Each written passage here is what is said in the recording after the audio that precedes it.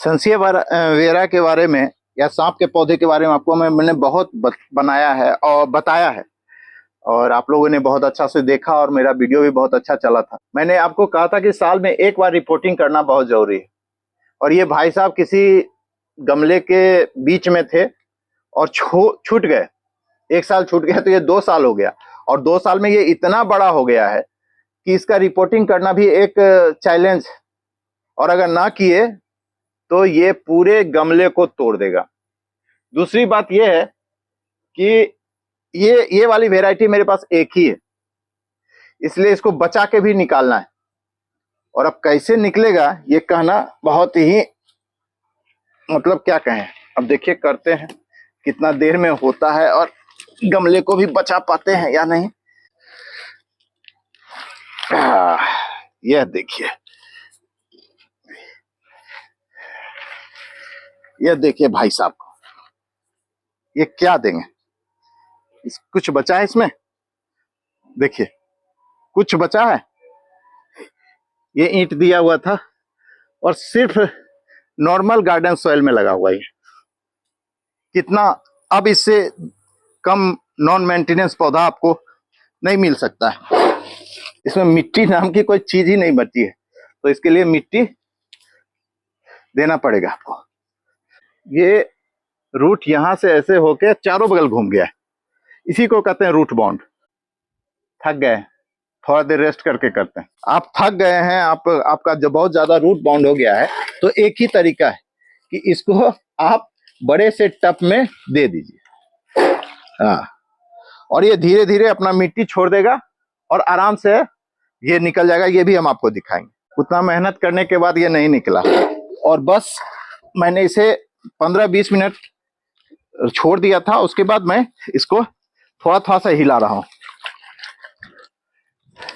ये थोड़ा बड़ा छोटा है, और बड़ा रहता तो और अच्छा से होता। और आपके सामने ये करीब करीब सब निकल गया है, सभी ने जड़ छोड़ दिया है। ये देखिए, अब ये बहुत आसानी से निकल जाएगा। ये देखिए, देखिए,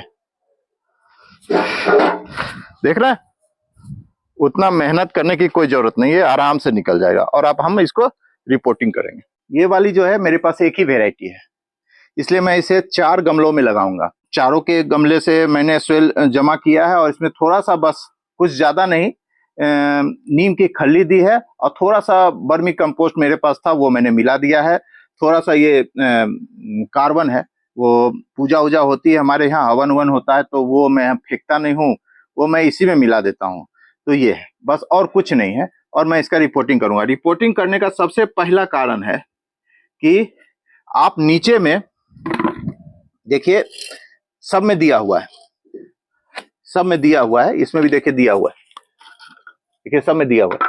तो रिपोर्टिंग करने का सबसे पहला नियम है कि आप ऐसा चीज दें। मैं यहाँ ईंटे के टुकड़े दे रहा हूँ, और ये पानी भी पकड़ता है और ड्रेनेज को ठीक रखता है।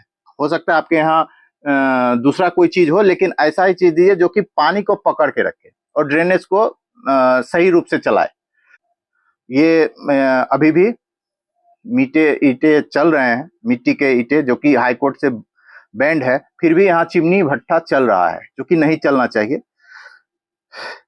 तो यहाँ चल रहा है, और अभी भी ये मिल जाता है, तो यही मैं दे रहा हूं। तो ये जो होल होता है ना, होल के सामने आपको देना है। ये देखिए, होल के सामने दे दिया मैंने, सारे होल के सामने मैंने दे दिया। इससे आपका ड्रेनेज अच्छा रहेगा और पानी भी पकड़ के रखेगा। ये पहला नियम है। दूसरा नियम है, पहला तो हो गया कि आपको इसमें मिट्टी का ईंटे का टुकड़ा मैंने दे दिया है, आपके पास जो हो। उसके बाद मिट्टी आप दीजिए, कम से कम 2 गमले में रखिए। अगर कोई प्रॉब्लम, हार्डी प्लांट जरूर है, लेकिन पानी जमने के बाद या इसका कुछ प्रॉब्लम हो गया, पानी ना दिए या ज्यादा पानी लग गया, ड्रेनेज अच्छा नहीं हुआ, तो ये भी सूख जाता है। ऐसा नहीं है कि एकदम अमृत पी के आया है और आपके पास हमेशा रहेगा। हार्डी जरूर है। और जो भी गार्डनिंग स्टार्ट कर रहे हैं, उनके लिए सबसे पहले ये इसी से स्टार्ट करें। ये इतना नॉन मेंटेनेंस पौधा है, इतना नॉन मेंटेनेंस पौधा है कि आप समझ नहीं सकते कि कितना नॉन मेंटेनेंस है। और विक्रम एंड विजय के नाम से मेरा एक YouTube चैनल चलता है और एक बहुत ही छोटा सा परिवार है। आपको अगर ये इन्फॉर्मेशन अच्छा लगे तो आप इसको लाइक और सब्सक्राइब भी कीजिएगा। दूसरी बात कि यह इस पौधे को लगाने के लिए मैं इसलिए कह रहा हूँ क्योंकि इस पौधे में गुण का भंडार है। पहला भंडार तो यह है कि यह एयर प्यूरीफायर है। आपको अगर नींद नहीं आती है तो आप इसे रूम में से जो आपको स्वस्थ रूम में रखने के बाद ये ऑक्सीजन 24 घंटा देगा और आपके रूम की हवा में नमी को बरकरार रखेगा। मैंने यहाँ तक कि जिसके घर में कम हवा आ रही है या छोटा विंडो है या विंडो थोड़ा कम है तो प्रति व्यक्ति 8 पौधे इसको रखिए, आपको ऑक्सीजन की कमी नहीं होगी। जी हाँ, ये और इतना भी मतलब दूसरी बात कि इसे धूप में रखना ना रखना, संपत्ति समृद्धि से भी जोड़ा जाता है। धूप में भी रखिएगा तो अगर बिजनेस करते हैं तो आप अपने तिजोरी के पास रखिए। आपका अगर बिजनेस ढंग से नहीं चल रहा है तो चलना स्टार्ट हो जाएगा। दूसरा, ये घर की वास्तु को ठीक करता है। तीसरा, ये घर में जितने भी निगेटिव ये बहुत नीचे ना रखें या निगेटिव सोच है उसको भी बदलता है और जो निगेटिव गैस है उसको भी एब्जॉर्ब करता है।